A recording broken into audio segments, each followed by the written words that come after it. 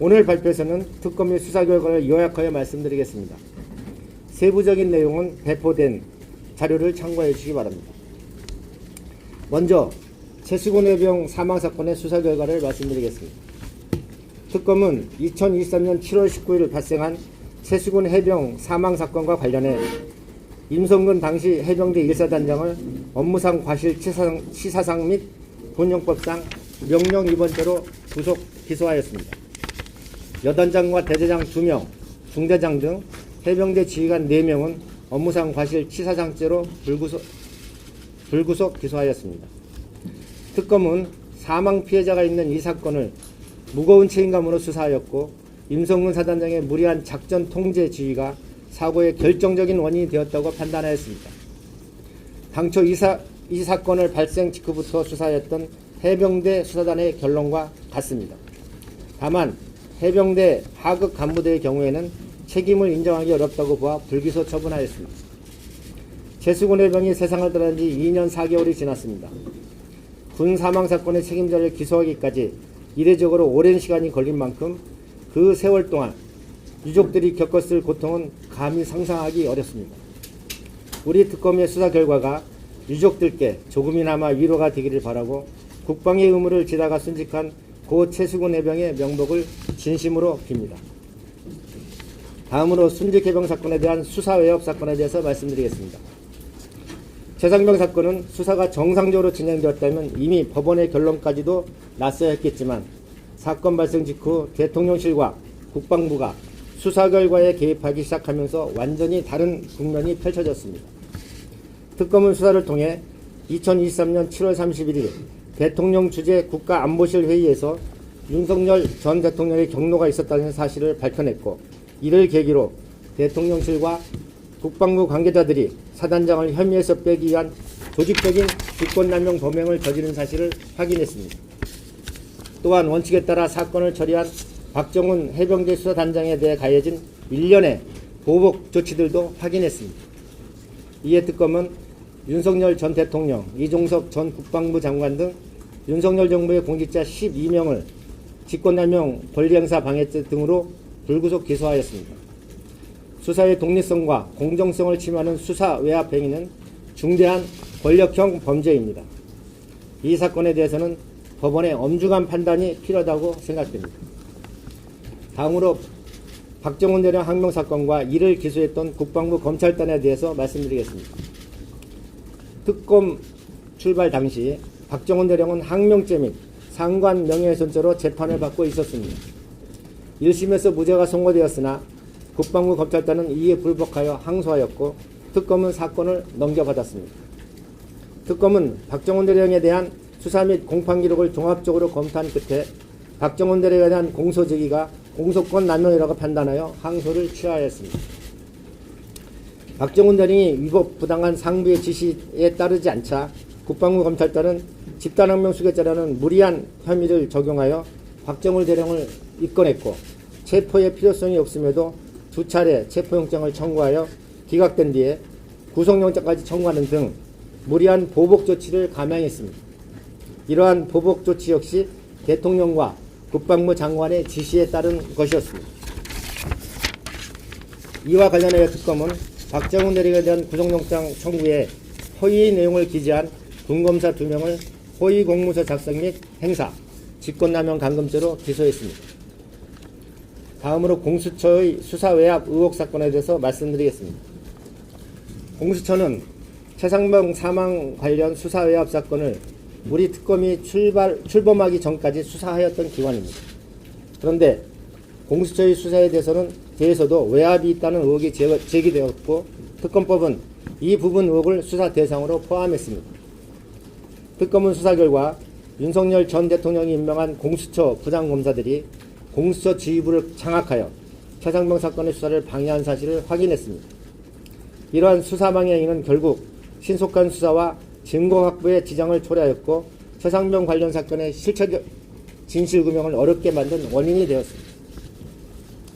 이에 특검은 공수처 전 부장검사 2명을 직권남용 권리행사 방해죄로 기소하였고, 특검 수사 과정에서 현 공수처 처장, 차장 등의 직무유기 혐의도 인지하여 이들도 불구속 기소하였습니다.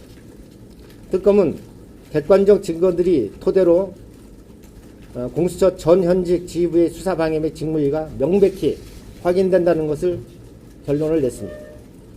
이러한 상황에서 혐의가 확인된 사람들을 기소하지 않는다면 오히려 특검이 직무를 유기하는 것이라 판단하였습니다. 다음으로 호주대사 사건에 대해서 말씀드리겠습니다. 최상병 관련 수사협 사건의 핵심 피의자인 이종섭 전 장관은 공수처의 수사를 받던 중 2024년 3월 호주대사로 임명되어 출국했습니다. 출국 금지된 피의자가 수사기관의 반대 의견에도 불구하고 외국에 공관적으로 임명되어 출국한다는 것은 쉽게 납득하기 어려운 일이었고, 수사 대상을 외국으로 도피시켜야 한다는 언론의 비판이 상당한 정도로 제기되었습니다. 특검은 윤석열 전 대통령이 최상병 관련 수사가 자신과 대통령실에까지 확대되는 것을 우려하여 이종섭 전 장관을 외국으로 내보내도록 지시한 사실, 이종섭 전 장관을 호주대사로 부임시키기 위하여 대통령실, 외교부, 법무부가 조직적으로 역할을 분담하여 대통령의 지시를 실행한 사실을 확인하였습니다. 이 과정에서 법령에 명시된 절차와 요건은 모두 무시되었습니다. 이에 특검은 윤석열 전 대통령, 조태용, 장호진 저 국가안보실장, 박성재 전 법무부 장관 등 6명을 범인 도피죄 등으로 불구속 기소하였습니다. 다음으로 국가인권위원회 사건에 대해서 말씀드리겠습니다. 해병대 수사단장 박정훈 대령은 국방부 검찰단의 입건 및 수사에 관련하여 국가인권위원회에 긴급구제 및 진정을 신청했습니다. 이에 대해 군인권보호관인 김용원은 당초 박정훈 대령을 옹호하는 취지의 성명을 발표하였다가 이종섭 전 장관의 통화 후 돌연 입장을 바꾸어 박 대령의 신청을 기각하였습니다. 이 과정에서 직권남용, 부정청탁 등이 의심된다는 의혹이 제기되었고, 이에 관련된 고발 사건을 특검이 이첩받아 수사하였습니다. 특검은 피의자의 범죄 혐의를 찾기 위하여 두 차례 압수수색 및 여러 참고인들에 대한 조사를 실시하였으나 사건 발생 후 오랜 시간이 경과하여 통화 내역 등을 확인할 수 없는 한계에 있었습니다. 그 사이 피의자는 사무실 PC를 이미 교체하였고, 특검은 교체된 PC의 하드디스크를 확보할 수 없었습니다.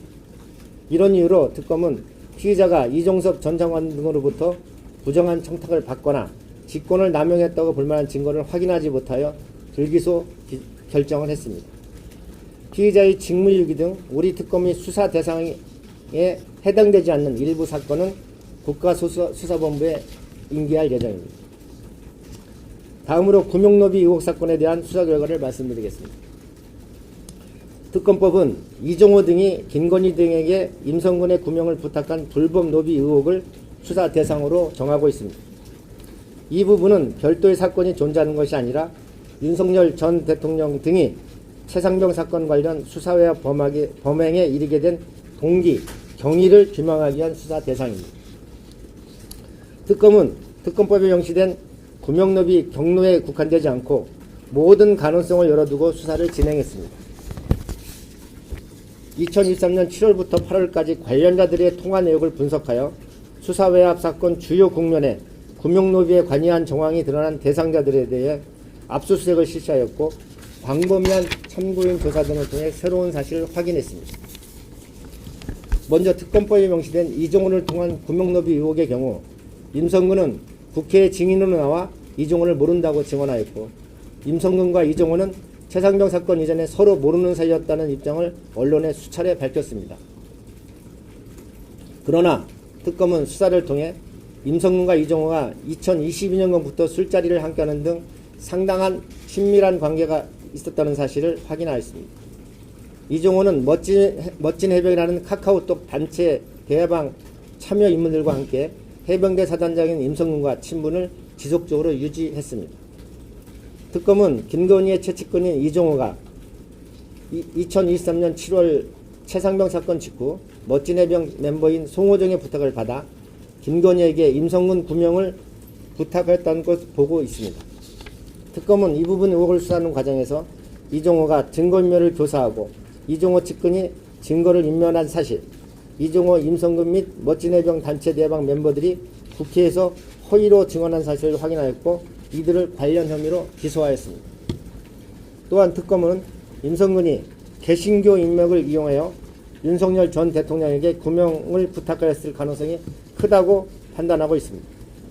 특검 수사 결과 최상병 사망사건 발생 5일 전 김장한 목사가 해병대 1사단에 방문하여 임성근 부부에게 안수 기도를 해준 사실, 윤석열이 격노한 국가안보실 회의 전후로 김장한이 주요 공직자들과 지속적으로 연락을 주고받은 사실, 국방부가 최상병 사건을 재검토하고 있던 시기 김장한이 대통령실을 방문하고 임성근과 직접 통화한 사실, 한기붕 극동방송 사장이 임성근 부부와 지속적으로 연락을 주고받고 임성근 부부와의 문자 메시지 일부를 삭제한 사실 등을 김장한이 임성근 규명에 관여한 것으로 보이는 정황을 다수 확인하였습니다.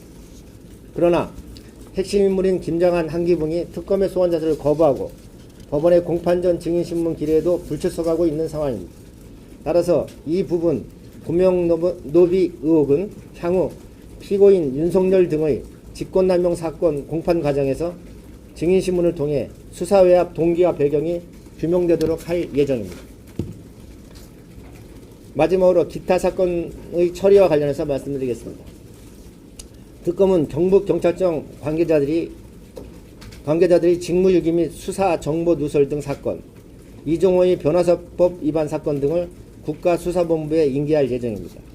또한 특검의 수사 과정에서 비리를 인지한 해병대 및 국방부 검찰단 관계자 등 현역 군인 7명에 대해서는 비사실을 관계기관에 통보하였습니다. 구체적인 내용은 배포해드린 자료를 참고해 주시기 바랍니다.